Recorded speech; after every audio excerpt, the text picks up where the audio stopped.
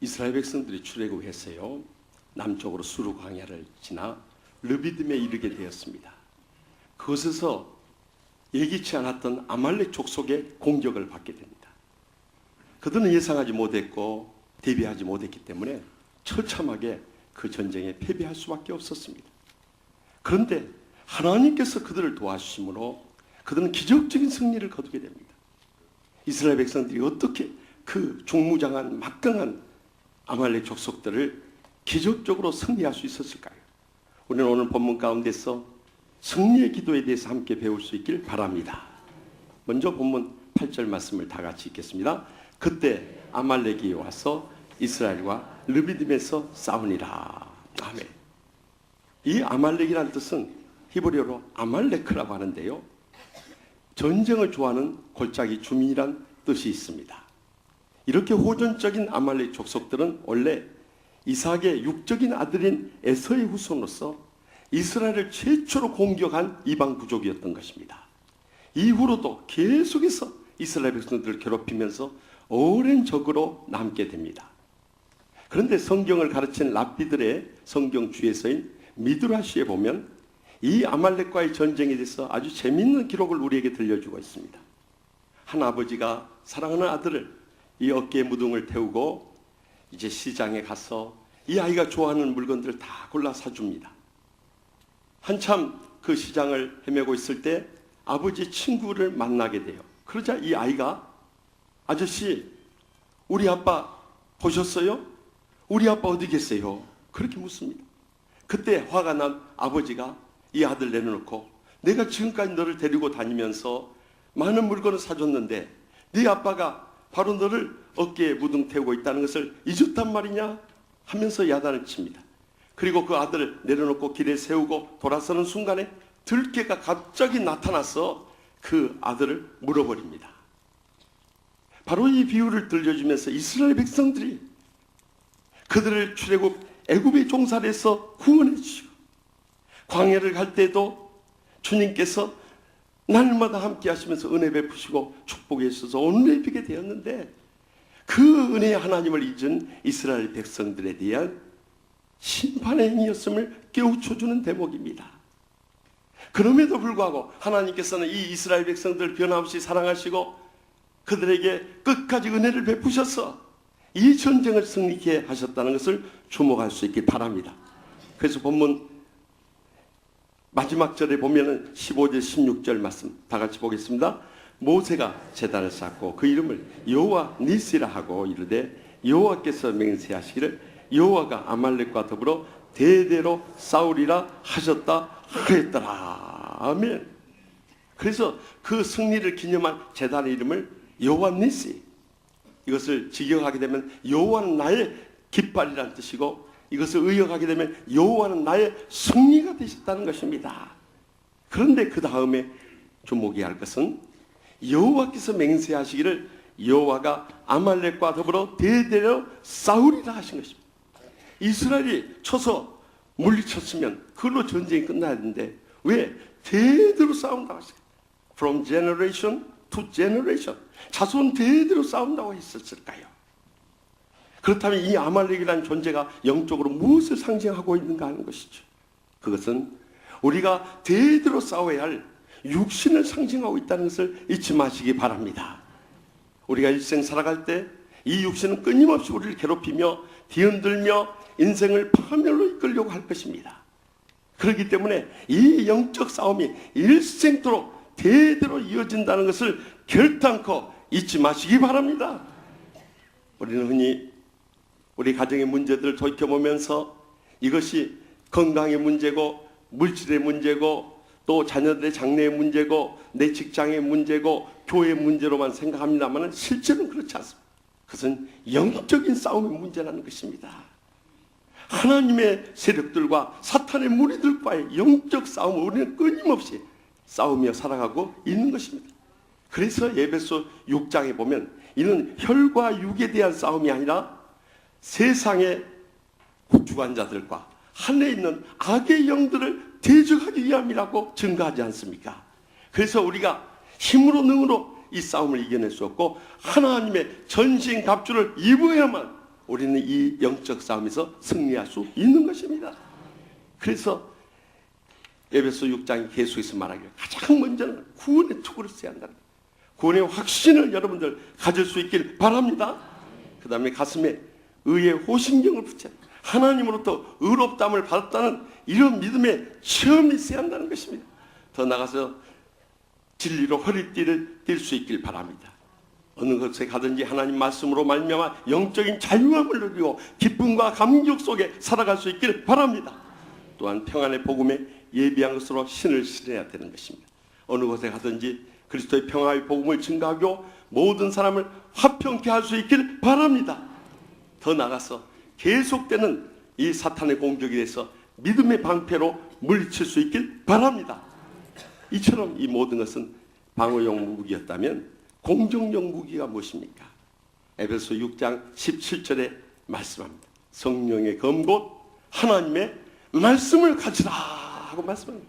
이 말씀 속에서 우리는 영육간의 힘을 얻고 사탄 마귀를 물리쳐 이길 수 있길 바랍니다. 얼마 전에 국민일보 미션 라이프 섹션에 한눈 잃은 70대 장로 6년간 성경 300독이라는 굉장히 충격적인 기사가 실린 적이 있었습니다. 그 주인공은 수원 성림교회 황현석 은퇴 장로님이셨습니다. 부끄럽게도 장로로 있으면서 성경을 한 번도 일독해 본 적이 없었습니다. 그런데 해갑을 앞둔 지난 1997년 이암 수술로 위에 4분의 3을 도려내는 그 순간 그는 주님 앞에 회개하는 심령으로 엎드렸습니다. 하나님 아버지, 왜 내게 이런 환난이 닥쳤습니까? 기도하는 가운데 자신의 부끄러운 신앙을 깨닫게 되고요. 그때부터 창세기를 펼쳐서 읽기 시작했어요. 2달 만에 요한계시록까지 성경을 일독할 수 있었습니다. 그래서 계속해서 성경을 읽는 가운데 이암 수술 후에 2년 되었을 때 왼쪽 안구에 또 암이 전이가 됐습니다. 그래서 이 안구를 도려내는 수술을 하고 또 허리에 무리가 가 있어서 성경이 손에서 멀어져야만 했습니다.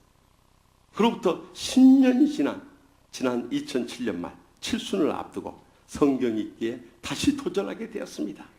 그래서 지난 6년 동안 하루도 빠짐없이 매일 새벽기도 나가서 말씀과 기도 보고 돌아와서 아침 식사하고 권사님 싸주는 점심 도시락 가지고 댁에서 가까운 화성 시립 도서관에 가서 하루 종일 점심시간과 맨손 체조하는 것을 제외하고는 성경 읽기에 몰두했습니다.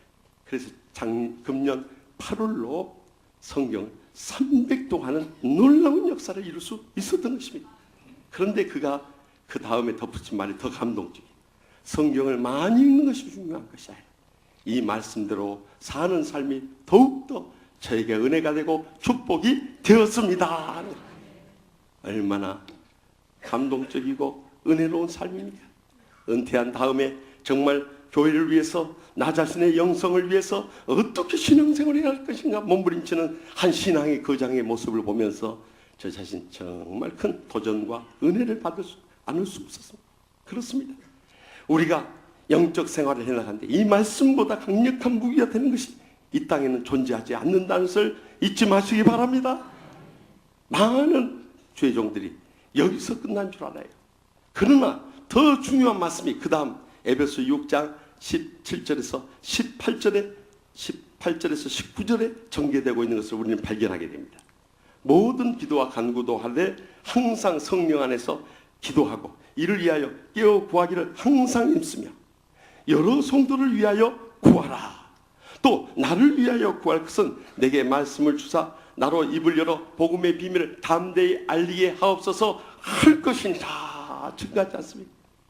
다시 말하면 우리가 항상 깨어서 성도들과 주의 종들 위해서 기도하는 생활을 끊어서는 안 된다는 것입니다. 다시 말하면 영적 싸움의 강력한 공격력 무기는 말씀과 기도라는 것을 마음속 깊이 되새길 수 있길 바랍니다.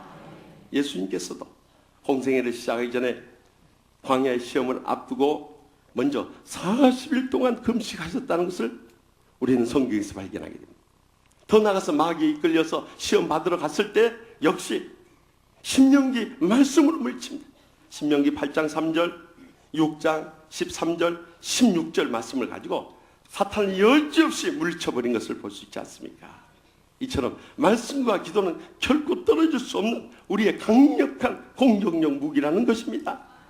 그런데 1.17 해피데이 축제를 앞두고 특별 새벽 기도를 하고 있는데도 지금 잠들어 계신다면 누가 여러분들 위해서 기도해 주겠습니까?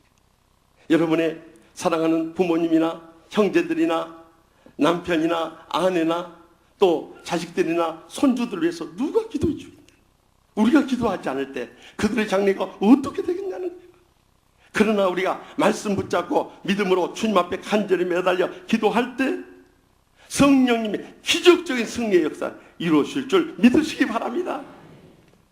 1917년 제1차 세계대전 때였습니다. 영국의 에드먼드 알렌비 장군은 예루살렘 성을 공격하라는 명령을 받았습니다.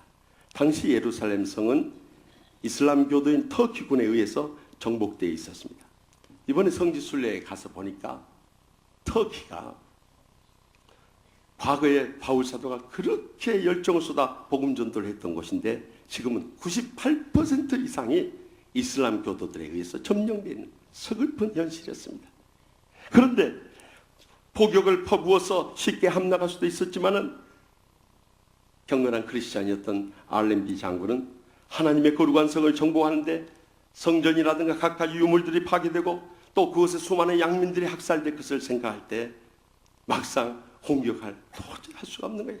그래서 그때부터 하나님 앞에 금식하며 매달려 기도하기 시작했습니다.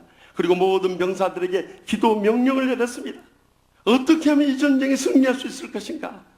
하나님의 응답만을 기다리고 있었습니다. 그런데 그 예루살렘 성이 포기되었던 터키 군들이 영국군에 대해서 정보를 파악하게 되었는데 이 전쟁을 주도하고 있는 장구가 알렌비라는 것을 알게 됐습니다. 여러분, 터키어로 알렌비는 하나님이 싸우신다, 하나님이 저주하신다라는 의미가 있었어요. 그때부터 이들이 불안을 느끼기 시작한 거예요. 더구나 공격해야 할 병사들이 보이만 한 채 일체 공격을 하는 거예요. 그때부터 죽음의 공포가 몰려오기 시작합니다. 그날이 계속되면 계속될수록 그들은 견딜 수 없는 고통 가운데서 헤어나올 길이 없어. 급기야 그들은 결국 항복을 선언하고 성문을 빠져나오지 않을 수 없어. 알렌비 장군은 총알 하나를 쓰지도 않고 그 전쟁에 위대한 승리를 거둘 수 있었던 것입니다. 그들이 금식하고 기도하는 가운데 하나님께서 싸우셔서 위대한 승리를 거둘 수 있게 해주시는 기적을 이루셨던 것입니다. 마지막 때 우리 신앙생활도 그러한 것입니다. 우리가 말씀대로 살아가고 기도하며 깨어있으면 어떤 대적이 우리를 쓰러뜨리고 몰려온다 할지라도 하나님께서 대신에 싸우시고 이 영적인 승리에 위대한 승리를 이루게 될 줄 분명히 믿습니다. 계속해서 본문 10절에 11절 말씀을 다 같이 봅니다. 여호수아가 모세의 말대로 하여 아말렉과 싸우고 모세와 아론과 훌은 산 꼭대기에 올라갔어. 모세가 손을 들면 이스라엘이고 손을 내리면 아말렉이 이기더니. 아멘. 모세는 이 아말렉의 갑작스러운 공격에 어떻게 할 것이냐 기도하는 가운데 그들의 역할 분담을 시켰습니다. 가장 젊고 힘있고 용맹스러운 여호수아를 비롯해서 이스라엘 군대들이 나가서 싸우게 하고 그는 이제 아론과 훌과 더불어서 산에 오르게 된 것입니다. 아론은 모세의 3살 형으로서 대제사장이었습니다. 또 훌은 이 교회 역사학자인 요세푸스에 의하면 모세의 18살 위인 누님 미리암의 남편이었다고 합니다. 그는 평신도 대표로서 나섰을 것입니다. 그가 손을 들었다는 것은 전쟁의 시작을 선포하는 것이고 전진해서 공격하라는 명령을 의미했습니다. 그런데 이 말씀을 더욱더 영적으로 우리가 되새겨야 할 것은 손을 올리면 이스라엘 백성들이 승리해 나가고 있게 되고 손을 내리면 그 전쟁에 이스라엘 백성들이 패배한다는 사실입니다. 이 손은 틀림없이 하나님을 향해서 도움을 요청하는 기도의 손이었으면 틀림이 없었던 것입니다. 그래서 이 아론과 훌이 곁에서 이 모세의 손을 붙잡으면서 끝까지 승리할 수 있도록 합심해서 기도했다는 것을 주목할 수 있길 바랍니다. 여러분, 우리가 신앙생활을 할 때도 마찬가지죠. 주일을 할 때도 마찬가지죠. 혼자 힘으로는 결코 불가능한 것입니다. 저도 우리 치유하는 교회, 이 거대한 교회를 이끌어가면서 얼마나 많은 시련과 역경을 많이 겪었는지 모릅니다. 그러나 그때마다 제 곁에는 가장 가까이서 저를 도운 동역자들이 있었다는 것이 큰 힘이 됩니다. 가장 먼저는 우리 김민석 목사님. 지금 옆에 있어서 말씀드리기가 대단히 곤란합니다마는 우리 선임 부목사로서 사랑의 섬김에 영적 리더십을 가진 분이 있습니다. 그는 참으로 순수하고 신실하고 인격적인 목사님이십니다. 저는 저희 제자 목사님이지만서도 저는 김 목사님한테 그의 순수한 복음의 열정에 신앙과 인격과 삶을 매일 배우고 있습니다. 정말 저런 목사님을 우리가 모시고 신앙생활 한다는 것이 우리의 영광이요 큰 축복이 아닐 수 없습니다. 그 다음이 주인자 목사님인데 얼마나 아름다운 미모가 뛰어나십니까?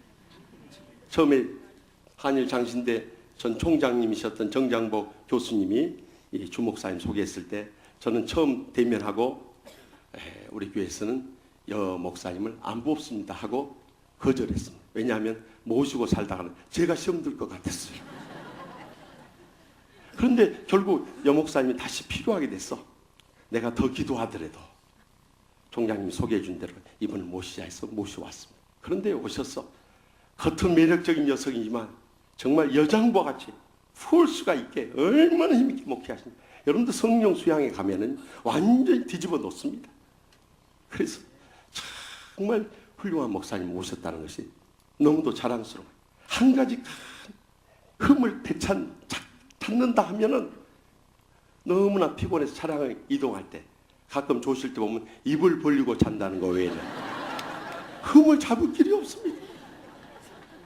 그 다음에 김창식 목사님인데 카자흐스탄 선교 10년의 고행을 해서 그런지 정말 죽을 고비를 많이 넘기면서 그의 가슴 속에는 영혼을 향한 불타는 사랑과 열정이 있습니다. 그래서 저는 김창식 목사님 설교를 들을 때 가장 많은 눈물을 흘립니다.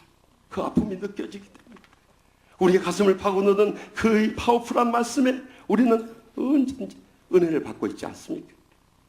그 다음이 김희수 목사님인데 김희수 목사님은 겉보기는 무뎌 보이는 것 같지만은 굉장히 섬세하고 정교하신 분이에요. 그래서 우리 교회 특별 예배라든가 모든 프로그램 콘텐츠를 이분이 다 짜십니다. 제 손이 미치지 않는 곳까지 아주 섬세하고 세밀하게 목회의 구석구석을 보살펴주는 아주 귀하신 분입니다. 그 다음 주경수 목사님인데요. 주 목사님은 겉으로 볼 때는 제가 차마 말씀을 못 드리겠습니다만은 우리가 느낀 바와 같이 똑같습니다. 그는 실제로 겪어보면 얼마나 정이 많고 다정다감하시고 여성적인 목회를 하시는지 모릅니다. 그리고 무슨 일을 맡겨든지 끝을 보는 분입니다. 불의에 대해서는 타협하지 않고 용맹스러울 뿐만 아니라 고통당하는 자들에 함께 눈물을 흘리는 정감 있는 목사님이 틀림이 없습니다. 그 다음이 이호구 목사님인데요. 여러분들 그 이름만 생각해서는 안 됩니다. 이 목사님 너무 정이 많고 사랑이 많으니까 여러분들이 항상 호구로 생각하기 쉽습니다만은 제가 최근에 붙여준 새로운 별명이 있습니다. 이 목사님은 Mouth of a Tiger, 호랑이의 입을 가지신 분입니다. 여러분들 전도 나가기 전에 한번 모여보십시오. 그 구호에 찍은 거 보면 정말 호랑이가 사자우를 토하는 것 같은 그 복음의 열정이 불타오르는 목사님으로 변해버리고 말았습니다. 이후로부터 호구로 생각하지 마십시오. 그 다음이 김문 목사님인데 저는 개인적으로 늘 김 목사님께 감사합니다. 당신은 흙 속의 진주요. 내가 말합니다. 왜냐하면 강남에 있는 어느 교회에서 너무 열심으로 일하다가 교회에서 나오게 되었습니다. 쉬고 있을 때 찾아왔는데 그를 보는 순간 마음에 깊은 정을 느끼고 이분을 모셔야겠다는 감동이 있었습니다. 결국 기회가 닿아서 우리 교회 오시게 됐는데 여러분들 금요 심야기대 오신 분들은 다 아시는 바같이 얼마나 찬양에 은혜가 넘치고 정말 감동을 주는 그런 이 역사를 일으키는지 몰라요.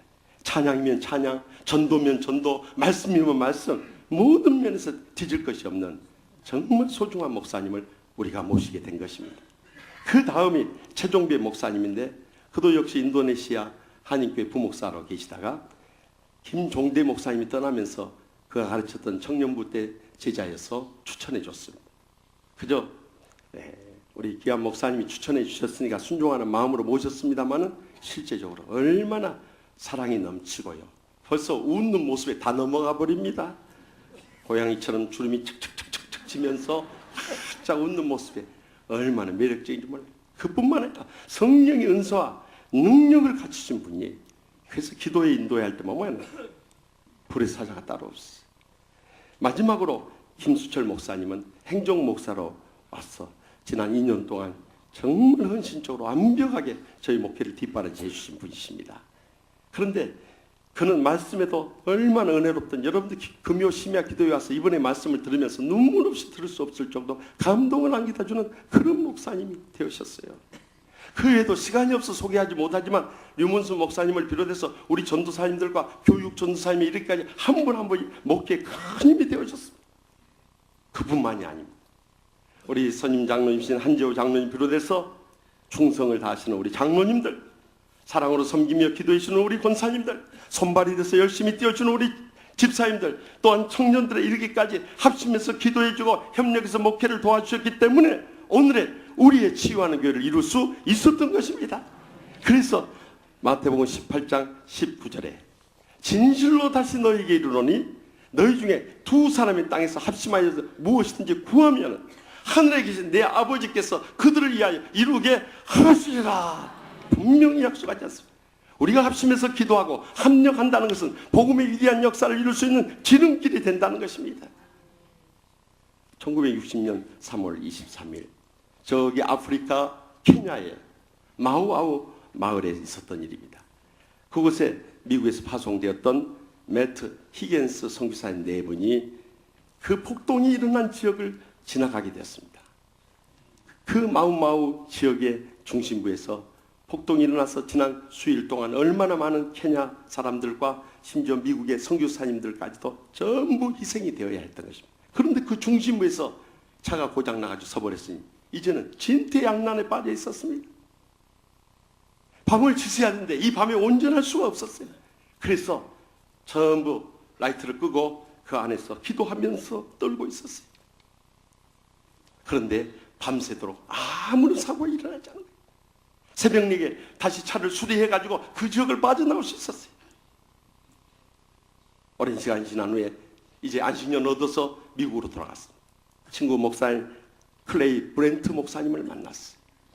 최근에 선교지에서 위험한 일을 당한 일은 없는가 하고 물었습니다. 그래서 마우마우 지역에서 있었던 일을 소개해 줬어요. 그러자 그 브렌트 목사님이 깜짝 놀라는 거예요. 바로 그날 밤에 자기들이 성령의 감동을 받아서 이 브렌트 목사님 혼자 기도할 수가 없어서 교인들에게 비상연락망을 해서 교회에 모인 사람이 16명의 성도들이 합심해서 이 매트 히겐스 목사님을 위해서 기도했다는 것입니다. 그런데 더 놀라운 사실은 매트 히겐스 선교사님의 입에서 나온 것이었습니다. 자기가 밤중에 2-4개가 차 안에 갇혀 있었는데 갑자기 마을 청년들이 몰려들기 시작합니다. 쇠파이프를 들고 돌을 들고 이 차를 향해서 공격이 들어올 때였습니다. 16명의 커다란 장령들이 칼을 들고 이 차 주위를 포위하면서 서들어가는 것입니다. 여러분 어떻게 이런 기적이 일어날 수 있습니까? 알고 보니까 16명의 미국의 목사님과 성도들이 그를 위해서 기도하는 시간이었던 것입니다. 여러분 우리가 합심해서 기도하는 것이 이렇게 놀라운 것입니다. 그렇기 때문에 우리는 중보적 기도를 할 때 그 시간의 소중함을 알고 우리가 기도하고 있을 때 그 선교 현장에서 우리의 주위에 고난 가운데 있는 형제들의 삶 가운데서 성령님이 강하게 역사하고 있다는 것을 분명히 잊지 마시기 바랍니다. 우리가 합심해서 기도할 때 오늘날에도 영적 싸움에서 이런 하나님의 기적이 일어나고 있는 줄 확실히 믿습니다. 마지막으로 본문 12절 말씀 다 같이 봅니다. 모세의 발이 피곤하며 그들이 돌을 가져다가 모세의 아래에 놓아 그가 그 위에 앉게 하고 아론과 홀이 한 사람은 이쪽에서 한 사람은 저쪽에서 모세의 손을 붙들어 올렸더니 그 손이 해가 지도록 내려오지 아니한지라. 아멘. 모세가 한동안은 팔을 올려서 기도할 때 견딜만 했습니다. 시간이 지날수록 점점 힘이 팔리면서 도저히 손을 들어 기도할 수 없어. 그런데 손만 내려오면 이스라엘 백성들이 패배하고 있는 것입니다. 그러자 이 아론과 홀이 모세 밑에다가 돌을 가져다 놓고 그 위에 앉게 하고 양쪽에서 그것을 붙잡아 준 겁니다. 언제까지요? 해가 지도록 승리하고 돌아올 때까지입니다. 결국 그들은 그 하루 사이에 격렬한 전쟁을 치르면서 아말렉 대군을 물리칠 수 있었던 것입니다. 그리고 승리의 개성가를 부르며 돌아올 수 있었던 것입니다. 여러분, 우리의 영적 싸움에서도 승리할 때까지 끝까지 인내하며 기도할 수 있기를 바랍니다. 끝까지 기도하라고 하니까 어떤 사람은 길게 기도하라고 한 줄 알아요. 물론 공기도는 오늘 우리 황 장로님 정말 은혜롭게 기도해 주셨듯이 짧게 해줘. 사기도는 길게 할 수 있어요. 그러나 공기도에 와서 기도를 10분, 20분 해버린다면 어떻게 됐어요? 어느 교회 장로님은요, 하여튼 공기도가 시작되면 창세기부터 요한계시록까지 가버리는 거예요. 근데 한 번은 기도를 맡았는데 교인들이 더 이상 견딜 수가 없어요. 그래서 한 사람 한 사람 빠져나가기 시작했어요. 기도를 마쳤을 때 목사님 혼자 남아 계셨어요. 그래서 장로님 깜짝 놀라가지고, 목사님 교인들 어디 갔습니까? 장로님이 노아의 홍수 기도할 때 다 물에 휩쓸려 가버렸습니다. 그럼 목사님 어떻게 남으셨습니까? 저 교회 문 잠그려고 남아 있습니다. 여러분, 우리가 끝까지 기도한다는 것은 어떤 고난과 역경과 기도의 방해물이 있다 할지라도 주님의 응답의 확신과 체험이 있기까지 끝까지 인내하며 기도할 수 있길 바랍니다. 그리야 하나님의 기적적인 역사는 우리를 통해서 지금도 불릴 때 일어나게 되는 것입니다. 최근에 데니얼 킴 선교사님 쓴 철인이라는 책이 나왔습니다. 김 선교사님은 1977년 4대째 믿는 가정에서 태어났어요. 그래서 한국에서 초등학교 다니면서 10년의 세월을 보냈어요. 그리고 제일 교포인 아버지를 따라서 일본에 가서 후쿠오카에 살면서 그곳에 10년의 세월을 보냈습니다. 그는 학창시절 때부터 얼마나 영적으로 뜨겁던지 그 일본 사람들 길거리 나가서 예수 믿으라고 복음을 외칠 정도로 그렇게 뜨거운 열정의 학생이었습니다. 그리고 고등학교 마치고 미국으로 가서 10년의 세월을 보냈는데요. 그가 육군사관학교 졸업하고 나서 시카고에 있는 트리니티 신학대학원, 아주 복음주의 신학대학원은 유명한 곳입니다만 그곳을 졸업하고 한인 사역을 하다가 결국 10년이 되었을 때 2006년 선교사 파송을 받게 되었습니다. 그는 복음, 선교, 재림이라는 슬로건을 내걸고 온전한 예배자를 길러내는 예수 세대 운동의 대표를 맡아서 7년째 지금 봉사하고 있습니다. 그런데 그가 철인과 같은 체력과 정신력과 영역을 가지고 일할 수 있게 된 데는 결정적인 사건이 있었습니다. 한 번은 선교를 다녀오는데 너무 춥고 허기 찢고 지쳐서 고통스럽습니다. 그래서 하나님 앞에 불평과 원망을 하소연하고 있었을 때였습니다. 그때 성령님의 음성이 들려오더라고요. 그 말씀은 예레미야 12장 5절 말씀이었습니다.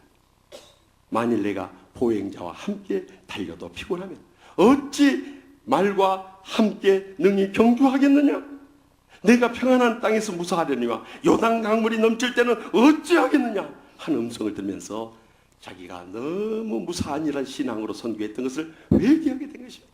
그래서 하나님 앞에 그렇게 서원하게 됐습니다. 하나님, 제가 오늘부터 하나님으로부터 부름받는 바로 그날까지 힘듭니다. 어렵습니다. 지쳤습니다. 라는 말은 절대 입 밖에 내지 않겠습니다. 하고 약속을 한 겁니다. 그러면서 그는 이 책에서 징기스칸, 세계에서 가장 넓은 지역을 정복했던 몽골의 징기스칸의 예를 들어줍니다. 그 징기스칸이 한 말을 인용하고 있는 것입니다. 집안을 탓하지 말라. 나는 9살 때 아버지를 잃고 부족 마을에서 쫓겨났다. 가난하다고 말하지 말라. 나는 들쥐를 잡으며 연명했고 전쟁터에서 굶주림에 시달리며 일생을 살아갔다. 작은 나라에서 태어났다고 말하지 말라. 내게는 그림자 말고는 친구도 없었고 병사를 다 끌어모아도 10만 명, 또 백성, 어린아이, 노인들까지 다 합해도 200만 명도 되지 않았다. 배운 게 없다고 탓하지 말라. 나는 내 이름도 쓸 줄 몰랐으나 남의 말을 듣고 늘 지혜를 배우곤 했다. 막막하다고 그래서 포기하겠다고 말하지 말라. 나는 목에 칼을 쓰고도 탈출했고 뺨에 화살을 맞고 쓰러져 기절했다가도 다시 살아났다. 적은 밖에 있는 것이 아니라 항상 내 안에 존재했다. 내 안에 존재하는 적을 물리치는 그 순간 나는 비로소 징기스칸이 될 수 있었다. 여러분, 세상을 정복한 징기스칸도 이런 자신과의 싸움에 영적으로 이겨내는데 우리가 어떻게 하나님을 믿는 우리가 무력하게 살 수 있겠냐는 것입니다. 그래서 그는 날마다 하나님 앞에 이렇게 고백한다는 것입니다. 하나님 아버지, 나는 끝까지 견디겠습니다. 그래서 그는 철인이나 아이언맨이라는 별명을 얻을 수 있었다는 고백이었습니다. 그렇습니다. 우리의 생에 죽음의 위기가 닥쳐온다 할지라도 하나님의 살아계심을 믿고 하나님이 우리와 함께 하심을 믿고요, 하나님이 우리를 지켜주심을 믿고요, 우리는 끝까지 영적 싸움에서 승리해 나갈 수 있기를 바랍니다. 그래서 요한계시록 2장 10절에 분명히 약속하지 않습니까?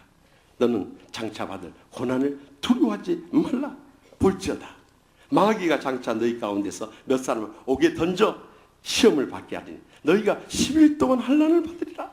내가 죽도록 충성하라. 그리하면 내가 생명의 멸류관을 내게 주리라. 약속하지 않습니까? 여러분, 여기서 죽도록이라는 뜻을 잘 이해해야 돼요. To the point of death. 죽음의 마지막 순간까지도 우리의 맡겨진 싸움에 충성을 다할 수 있기를 바랍니다. 영적인 싸움에서 충성을 다할 수 있기를 바랍니다. 또한 복음을 증가하는 일에 충성을 다할 수 있기를 바랍니다. 이 땅에서도 하나님께서 우리를 복되게 하실 뿐만 아니라 주님 앞에 서게 될 때 잘하였도다 착하고 충성된 종아, 우리를 칭찬하시면서 생명의 멸류관을 씌워줄 날이 꼭 다가오게 될 줄 믿으시기 바랍니다. 이번에 터키 그리스 성지순례 갔을 때 큰 도시마다 원형 극장이라고 불려지는 원형 경기장이 있었습니다. 사실 그곳에서는 운동 경기나 또한 음악 연주나 시의 향연이나 격투나 심지어는 재수에 대한 처벌이 행해졌던 곳이었어요. 그곳에서 비참하게도 수많은 크리스찬들이 맹수에게 산채로 뜯겨서 팔과 다리가 뜯겨져 나가면서 피를 흘리며 죽어가 했던 순교의 현장으로 변하고 말았던 것입니다. 심지어는 칼로 목을 베어서 처참하게 처형하기도 했습니다. 또한 불을 질려서 화형으로 산채로 태워서 죽이기도 했습니다. 더구나 가마솥을 갖다 놓고 거기서 믿는 사람들을 집어던져서 튀겨서 몸부림치며 죽어가는 모습들을 보면서 그들은 즐기고 그 현장을 목격해야 했던 것입니다. 서문화 감독이었던 폴리갑은 그곳에 끌려가서 원형 경기장에서 로마 황제를 신으로 고백하고 그리스도를 저주한다면 지금이라도 당장 석방시켜주겠다고 그 로마에서 파송된 총독이 그를 위협할 때 그는 이렇게 고백했다고 합니다. 86년 동안 나는 그분의 종이었습니다.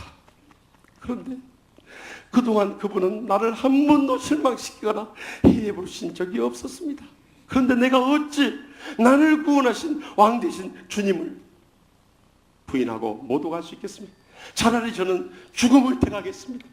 하나님 아버지, 저 영혼을 기뻐 받아 주시옵소서. 그리고 그 화형대에서 형장에 채로 쓰러져야만 했던 것입니다.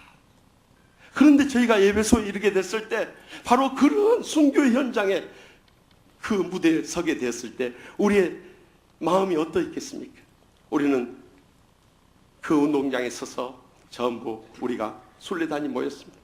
그리고 마치 그때 처참하게 우리의 신앙의 선열들을 죽였던 그 원수들을 향해서 우리는 담대하게 찬송가 79장 찬송을 부르면서 순교자의 신앙을 따라서 우리도 믿음으로 일어서기를 간절히 결단하면서 찬양했습니다.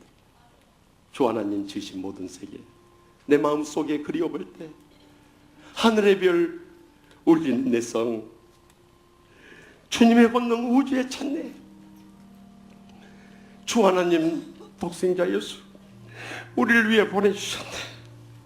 십자가에 피 흘려 죽으신 주 내 모든 죄를 대속하셨네. 우리 마지막 4절 함께 찬양하기 원합니다.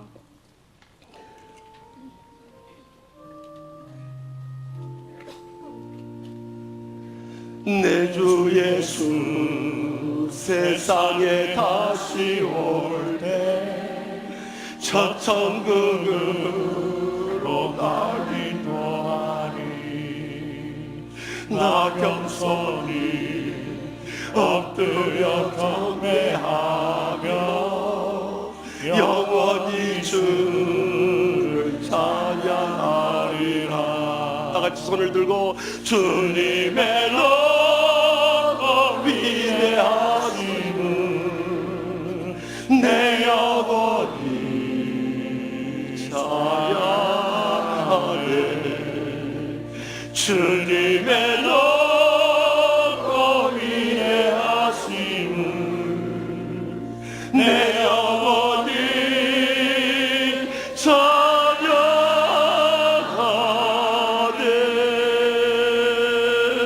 찬양하네. 이 찬송을 부르는데 뜨거운 눈물이 흘러내리는 것입니다.